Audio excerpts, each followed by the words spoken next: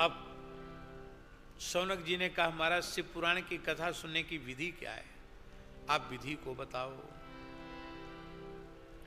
अभी एक बात हमें बहुत अच्छी सुनने को मिली। फतेहपुर में हम गए थे, ये दमोह जिले में है फतेहपुर। वहां एक भगवत प्राप्त महापुरुष थे, श्री जय जय सरकार। बड़ा अद्भुत अनुपम जीवन चरित्र था उनका। 100 वर्ष पूर्ण करके गए। व्यास जी को भी वहां पहुंचना था, तमाम फोटो वोटे वहां लग रहे थे, लेकिन किसी विशेष व्यस्तता के कारण नहीं पहुंच पाए। उनके शिष्य छोटे सरकार हैं, वो भी बड़े अद्भुत कर्मठ पुरुषार्थी गुरुनिष्ठ शिष्य हैं।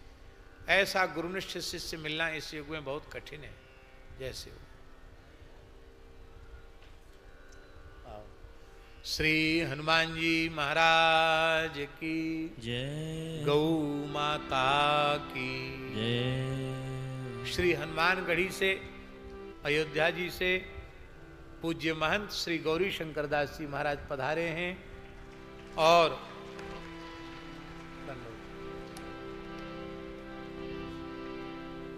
संपूर्ण उत्तराखंड में और मध्य प्रदेश में बहुत अद्भुत आपको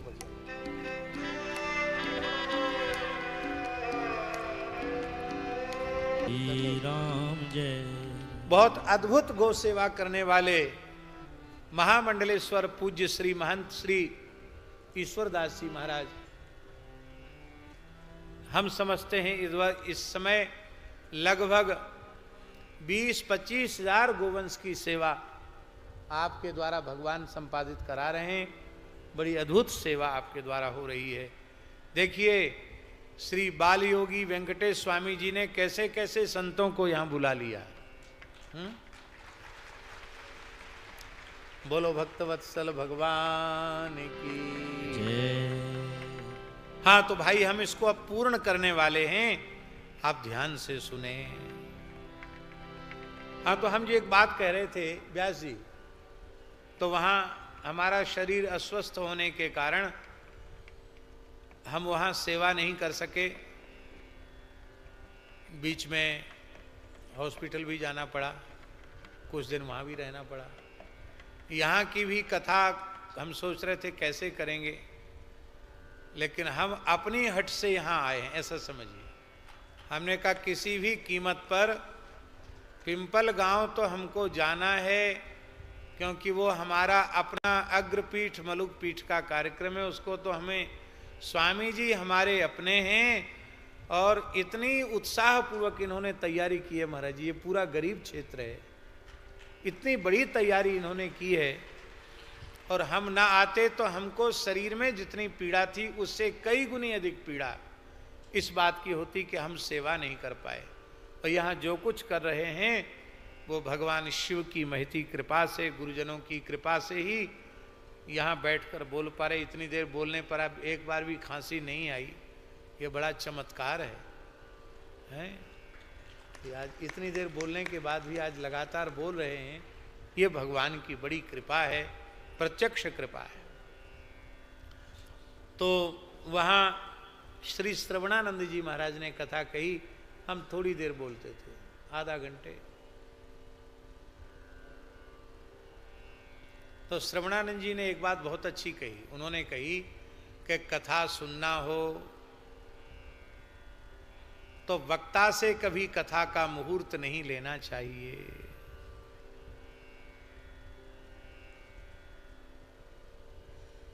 ध्यान में आई बात।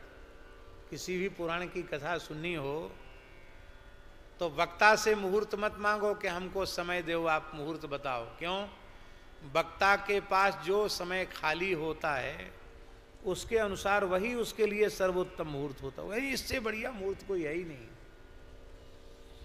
तो वक्ता न्याय नहीं कर पाएगा मुहूर्त के साथ। इसलिए भागवत के महात्म्य में भी लिखा है, दैवज्ञम तु समाहूय मुहूर्तम पृच्छ यत्नतः। और शिव पुराण के महात्म्य में भी लिखा है कि वक्ता से मुहूर्त न पूछे, ज्योतिष शास्त्र के विद्वान को बुलाकर उत्तम मुहूर्त का शोधन करावे। हमारी कथाओं के मुहूर्त जब तक हमारे गुरुदेव भगवान पहाड़ी बाबा पंचांग देखकर शोध कर देते थे, तो साल में मुश्किल से 10-12 कथाएं हो पाती थी। क्यों? वो इतना अधिक विचार करते थे मुहूर्त का, यात्रा का विचार, मुहूर्त का विचार, जजमान की कुंडली का विचार, उसके चंद्रमा का, उसके नक्षत्र का विचार। तो ऐसे बढ़िया मुहूर्त तो साल में 5-10 ही आ पाते थे मुश्किल से। तो बड़ा आनंद था, वृंदावन वास ज्यादा होता था। और पहले तो महाराज जी ही कथा देते थे, पहाड़ी बाबा महाराज, वो स्वयं ही पंचांग देख करके। और कथा कैसे देते थे आपको सुन के बड़ा आनंद होता। पुराने संत कैसे होते थे, सबसे पहले कहते, ए तू कथा कराएगा? हाँ महाराज जी, कथा कराने की इच्छा तो है। तो पहला प्रश्न करते थे कि रोज कितने लोगों का भोजन होगा, भंडारा कितने लोगों का होगा, ये पहला प्रश्न होता था उनका। क्योंकि सब श्रोताओं को भोजन मिलना चाहिए, प्रसाद मिलना चाहिए। तो कराने वाला कहता कि महाराज 1500 आदमी तो जरूर रोज भोजन करेंगे, बस उसकी कथा कैंसिल। बक बक करता है, सत्यनारायण की कथा बचवा ले, हाथी सबके दरवाजे पे बंधता है क्या हैं? अरे 5-7 हजार लोगों को कम से कम रोज जिमाओ तो कथा का समय होगा, नहीं तो नहीं। महाराज हमारी तो बड़ी इच्छा है। बोले इनकी कथाएं होती वहां जाके सुन लेना, जजमान बनने की तुम्हारी हिम्मत नहीं है, वहां जाके सुन लेना। लोगों को पता चल गया कि महाराज भंडारे से खुश होते हैं। कहे महाराज, पर लोग भी बड़ी चतुर होते हैं, कहते महाराज चाहे जितने लोग आ जाएं, हजारों आदमी आ जाए, सबको भंडारे की व्यवस्था। वाह बहुत बढ़िया, वो मुहूर्त दे देते थे उसको, भंडारे का सबसे पहले पूछते थे।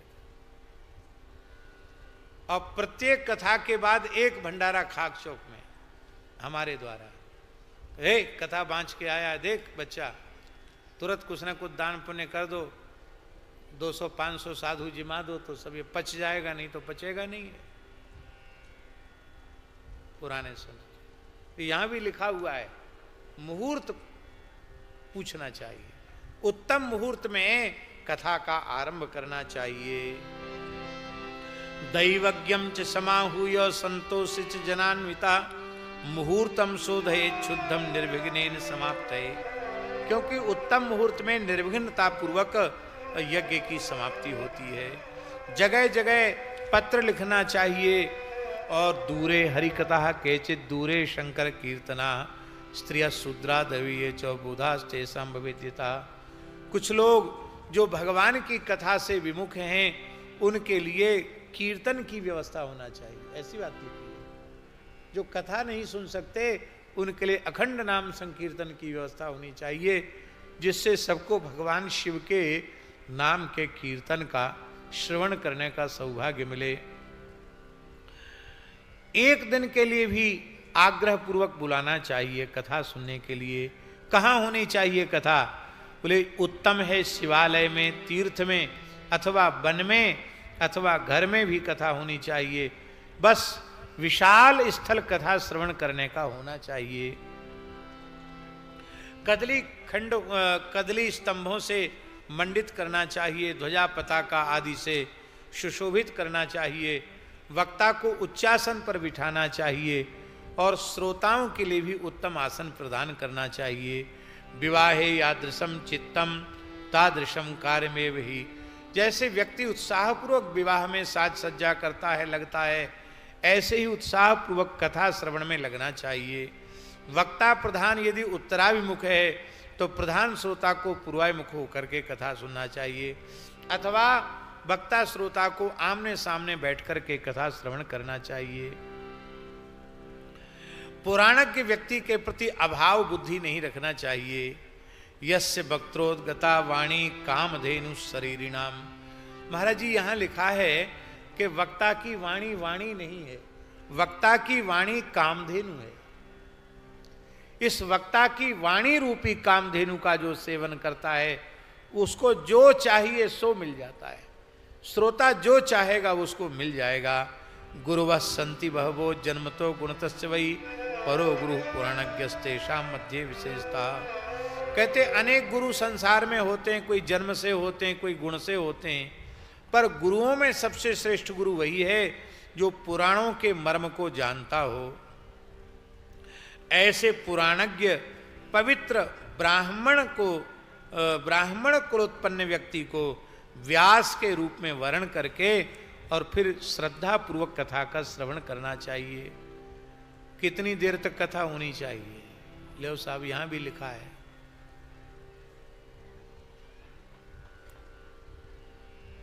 सूर्योदय के समय कथा शुरू होनी चाहिए, सूर्यास्त के समय तक कथा चलनी चाहिए, और बीच में मध्याह्ने ही मुहूर्तकम, मध्याह्न में एक मुहूर्त माने 48 मिनट का विश्राम होना चाहिए।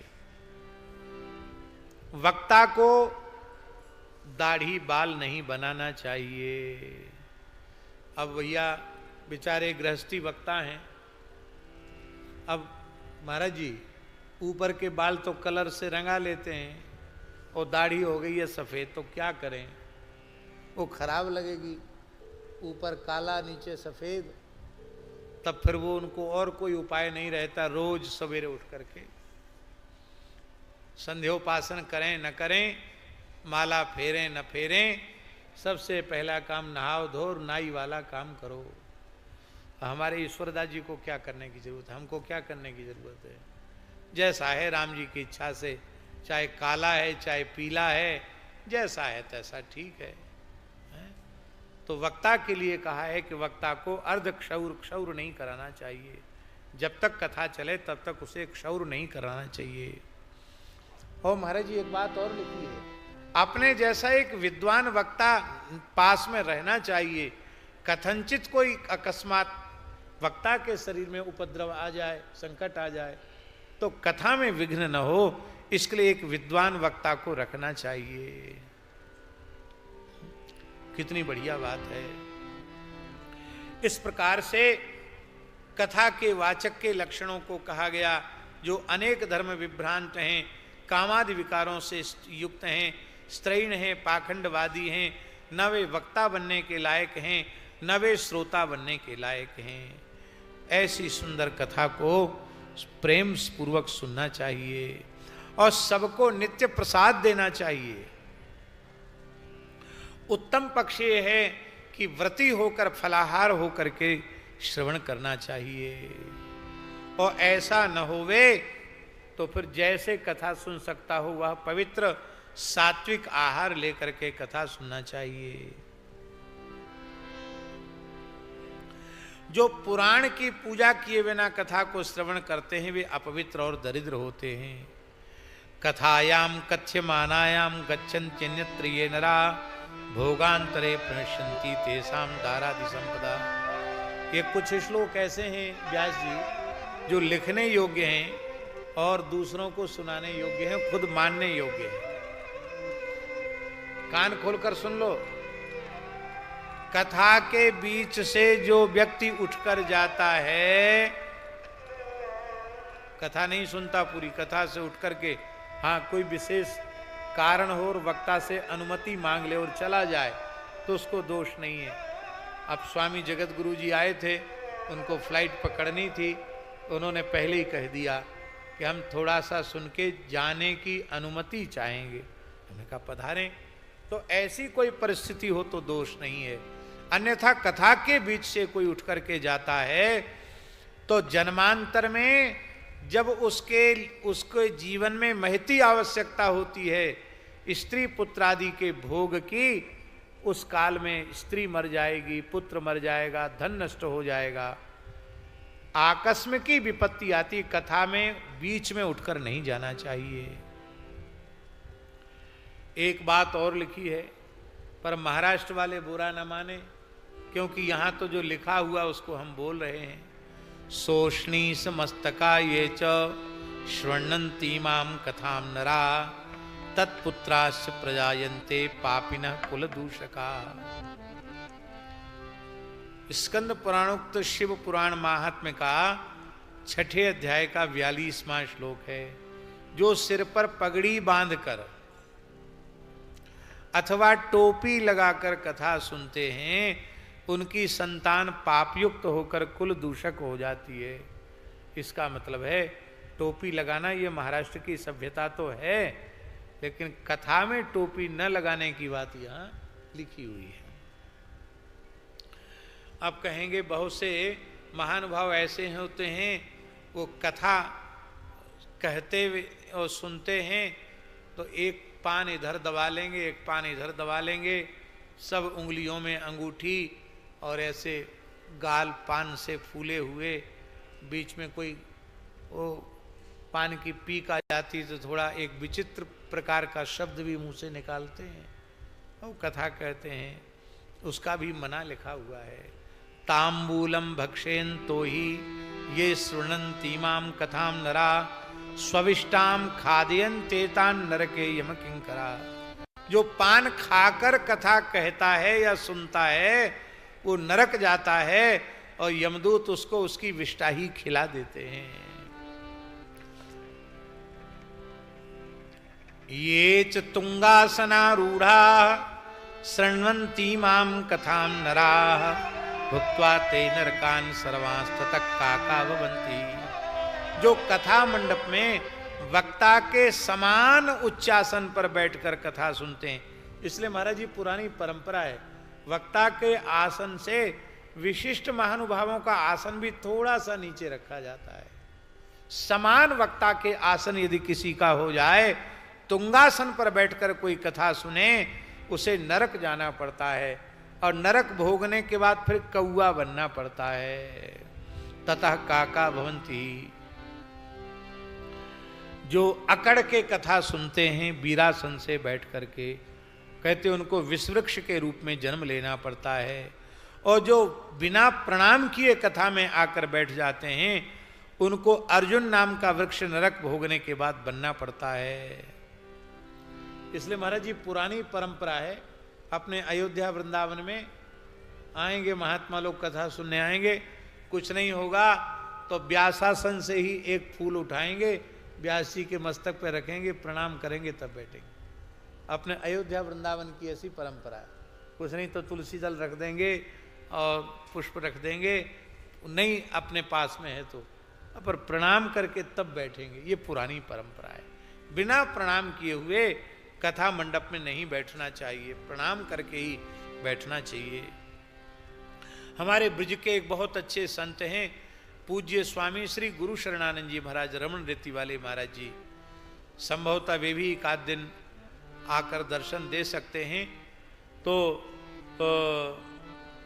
उनका हमने ये नियम देखा, कहीं भी जाते हैं, किसी कथा में जाएं, वो साष्टांग प्रणाम व्यासासन पर बैठे हुए व्यक्ति को करते हैं, क्योंकि वह व्यक्ति व्यक्ति नहीं है, व्यास को साक्षात नारायण का स्वरूप माना गया है।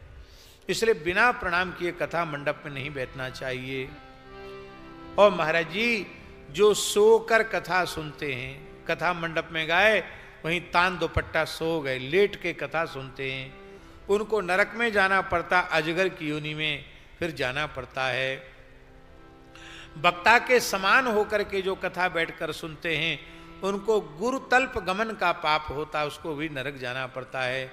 जो वक्ता की निंदा करते हैं, कथा की निंदा करते हैं, उनको कुत्ते का जन्म प्राप्त होता है नरक भोगने के बाद। 100 जन्म तक कुत्ता होते हैं। जो कथा के बीच में झगड़ा करने लग जाते हैं उनको नरक भोगने के बाद गधे की योनि में जाना पड़ता है।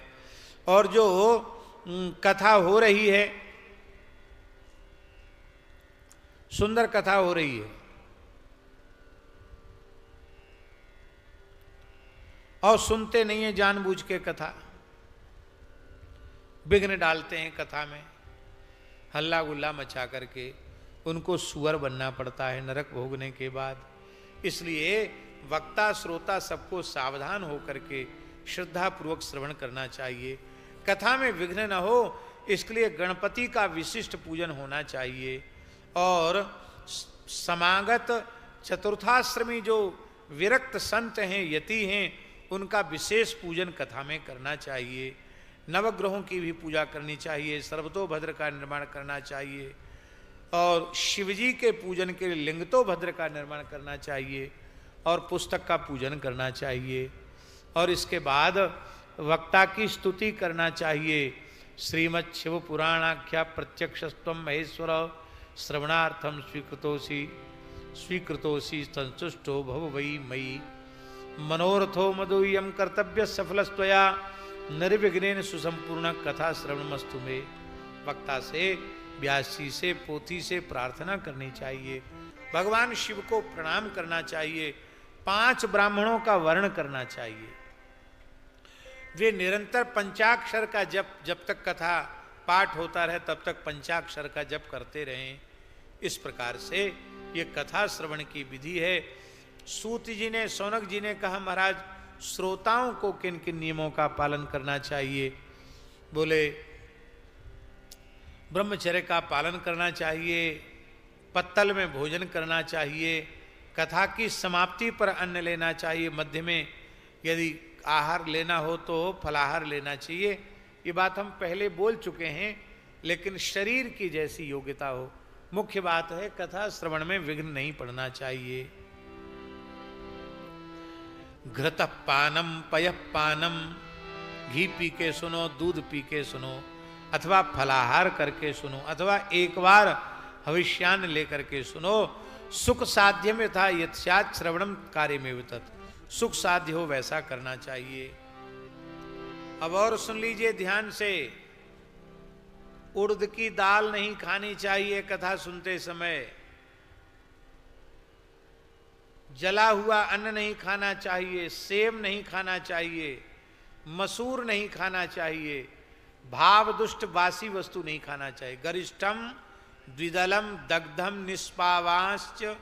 निष्पावांश्च मसूरी काम भाव दुष्टम परियुष्टम जगद्वा नित्यम कथाव्रती। और क्या क्या नहीं खाना चाहिए कथा वक्ता श्रोता को? वार्ता कंच कलिंदंच चिचिंडम मूलकम तथा कूष्मांडम नारिकेलंच मूलम जगद्वा कथाव्रती। कथाव्रती को बैगन नहीं खाना चाहिए, तरबूज नहीं खाना चाहिए, चिंचिड़ा नहीं खाना चाहिए, मूली नहीं खानी चाहिए, कुम्हड़ा नहीं खाना चाहिए, प्याज नहीं खाना चाहिए, नारियल का मूल, नारियल की जड़ कोमल कोमल होती है, उसका भी साग बना के खाया जाता है, वो नहीं खाना चाहिए। और कंद मूल का भी त्याग करना चाहिए। कौन कौन चीज नहीं खानी चाहिए? पलांडुम लशुनम हिंगुम ग्रंजनम मादकम निहितत वस्तु न्यामिष संज्ञानी वर्जेत्य कथावती। जिसने कथा का नियम ले रखा हो उसको प्याज नहीं खाना चाहिए, लहसुन नहीं खाना चाहिए, हींग नहीं खाना चाहिए, गाजर मादक वस्तु नहीं खानी चाहिए, और किसी भी प्रकार से मांस का सेवन नहीं करना चाहिए। 6 विकारों का त्याग करना चाहिए। ब्राह्मणों की निंदा, पतिव्रता स्त्री की निंदा, साधु संतों की निंदा का त्याग करना चाहिए। जिनसे न बोलने का, जो न बोलने लायक हो ऐसे लोगों से बोलना नहीं चाहिए, बात भी नहीं करना चाहिए। और जब कथा पूरी हो जाए तो उद्यापन करना चाहिए, खूब प्रसन्नता से सबको प्रसाद देना चाहिए। अब कोई अकिंचन महात्मा है, पैसा छूता ही नहीं है, कहते वो श्रवण से ही पवित्र हो जाएंगे, उनको कोई भंडारा वंडारा करने की भी आवश्यकता नहीं है। वक्ता का पूजन करना चाहिए, ग्रंथ का दान करना चाहिए, और उसमें भी अलग अलग बातें सब लिखी हुई हैं कि वक्ता को आसन देने से कौन सा पुण्य होता है, वक्ता को आभूषण देने से कौन सा पुण्य, और वक्ता को पुस्तक देने से कौन सा पुण्य, अलग अलग बातें लिखी हुई हैं। वो सब अच्छी बातें हैं, ठीक है, पर हमको तो आपसे कुछ नहीं चाहिए। सब ठाकुर जी की दया से बढ़िया सब उत्तम से उत्तम सब व्यवस्था स्वामी जी ने की है। हमको आपसे केवल इतना चाहिए कि आप श्रद्धा पूर्वक सुने और खूब नाम जप करें, राम कृष्ण हरि जय जय राम कृष्ण हरि, अथवा पंचाक्षर जो भी आपको प्राप्त हुआ हो उसका खूब जप करें।